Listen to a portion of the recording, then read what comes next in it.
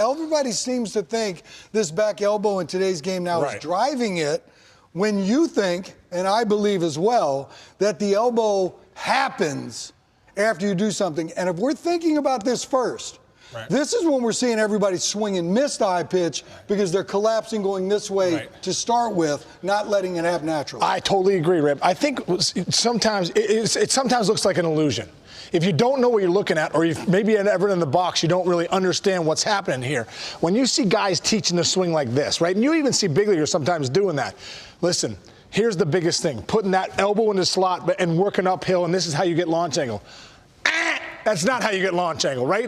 What happens is with the back elbow, a lot of it starts with your legs and how you get down into the baseball, right? So if I have my posture, right, and I'm working, and watch these guys in the playoffs, this is the perfect time to watch some of the best hitters do this. When they get down in, right, and they start moving to the baseball, making that positive movement forward, they start to hit, right? What happens is, they've now set up the rotation. So I'm into my front leg on a bent front leg. As I go to hit and drive into this leg, it's going to stiffen out. What's going to happen is my posture is up, and it's going to allow my hips to rotate to throw the energy in the barrel. Look at my back elbow just naturally falls into slot, and I'm able to deliver the barrel. You deliver the barrel. Now what happens is, though, Rip, if you step and get stuck, right, and you go to deliver the barrel like we talked about, elbow in, like people say, you're going to spin. You're going to get it in, but you're going to spin around. You're going to have that merry-go-round effect. All right, take a little breather. I'm going to go get on my perch over here. Let's do it. And sit on my bucket and throw you some balls. So we're going to work on a high pitch.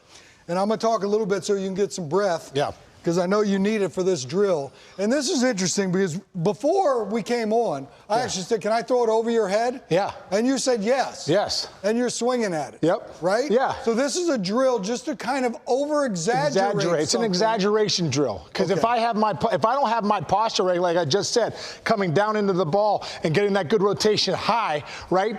I could never hit that pitch like this. I just couldn't hit it. So throw me one. I mean, let's see. So I'm going to start at the arm extended, like the elbow extended out here, chest high letters. Yeah. See what we got. And we'll work, boom, right there. So we'll work in exaggeration, right? I stay up, there it is, and I stay on top, right? So this is showing my body how it wants to work. I step down, I stay up, and it doesn't matter how high it is. You can throw it up. Go ahead, throw it up high. You can throw it up high, and I'm still going to hit. Give me another one. Give me another one up there. Yep. Yeah, like that. See that right there? Yes, now, if I can hit that pitch, now start working me down. So that pitch right there, I've just exaggerated to my brain and my body how it works to be here on top of the baseball, down to it, right? Now start working down in the zone where I'm really going to get. I'm going right, bro. The nitro zone, right? It's going to be boom and boom. All of a sudden, man, Rip, that becomes a lot easier, right?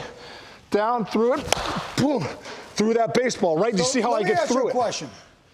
5 o'clock, 7 o'clock.